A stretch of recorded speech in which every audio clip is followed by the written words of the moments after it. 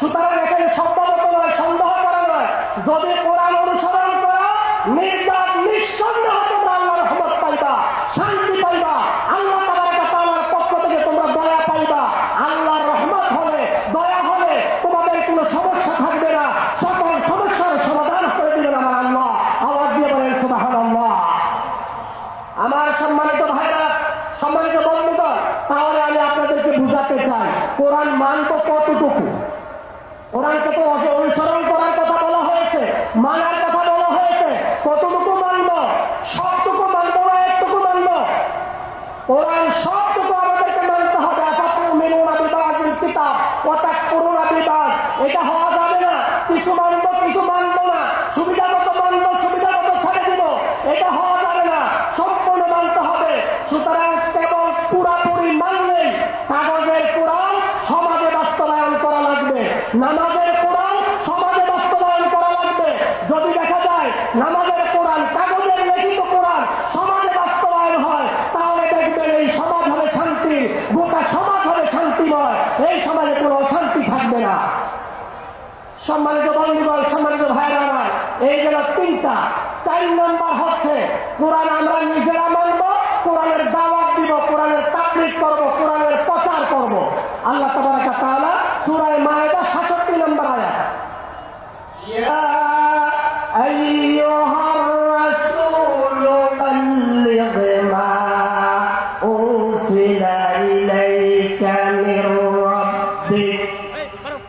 ইয়া আইয়ুহার রাসূল, হে আমার রাসূল, আল্লাহর নবীকে লক্ষ্য করে বলছেন বাল্লিগ মা উনজিলা ইলাইকা মির রাব্বিক, রবের পক্ষ থেকে যা নাযিল হয়েছে তা আপনি প্রচার করে দেন।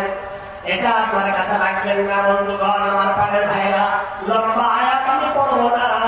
আল্লাহ তাবারাক ওয়া তাআলার হাবিব বিশ্ব নবী মুহাম্মদুর রাসূলুল্লাহ সাল্লাল্লাহু আলাইহি ওয়াসাল্লাম এমন ভাবে আল্লাহ রাব্বুল আলামিন আদেশ দিয়েছেন, এই নবী হওয়ার পর নবীজি দাওয়াত দিয়েছেন বিদায় হজের বছরে।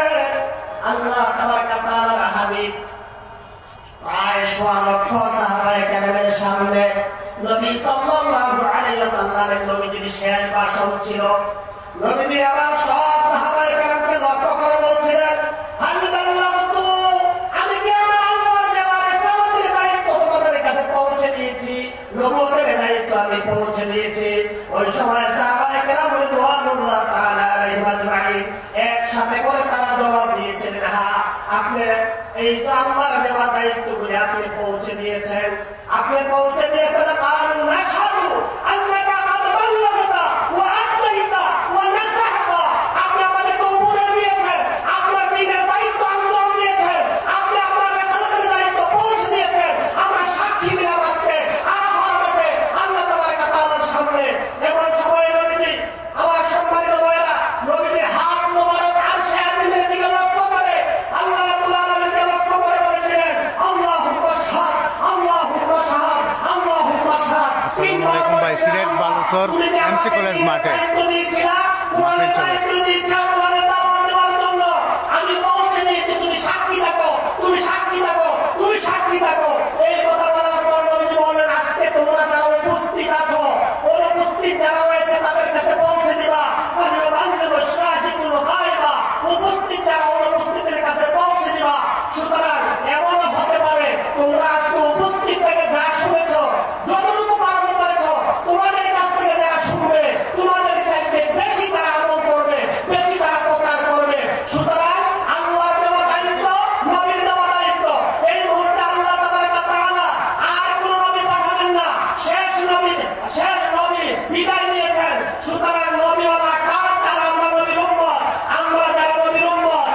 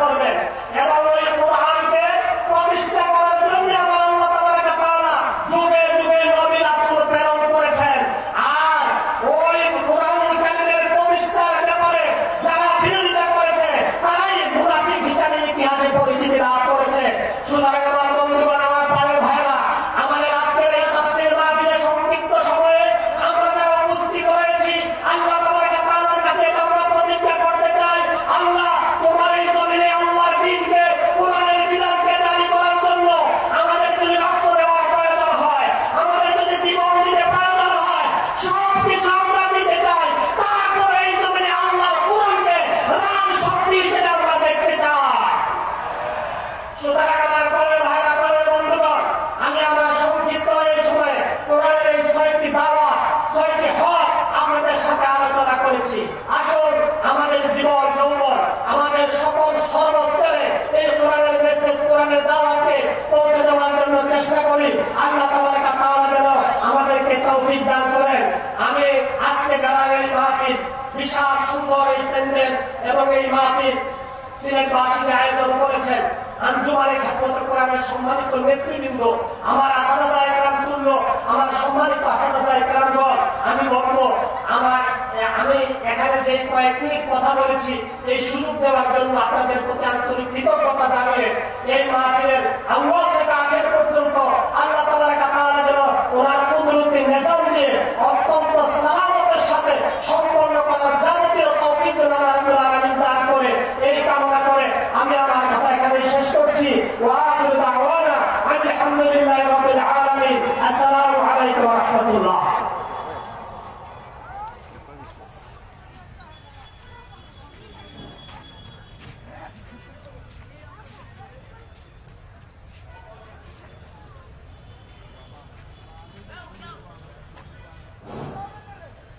وقل جاء الحق وزهق الباطل إن الباطل كان زهوقا। আর বলুন সত্য সমাগত, মিথ্যা অপ্রকৃত, মিথ্যা প্রবণ অবিসম্ভাবী, মিথ্যা পালাতে বাধ্য। এতক্ষণ আমরা তাফসীর শুনছিলাম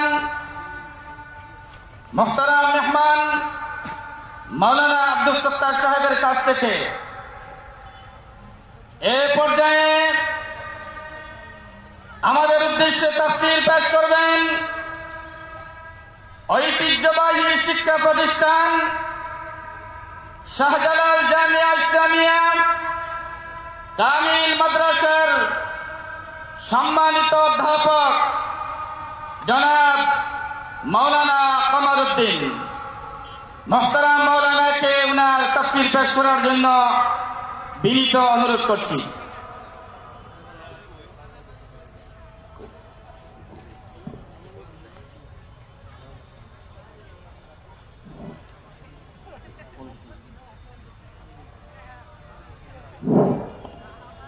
السلام عليكم ورحمة الله وبركاته. إن الحمد لله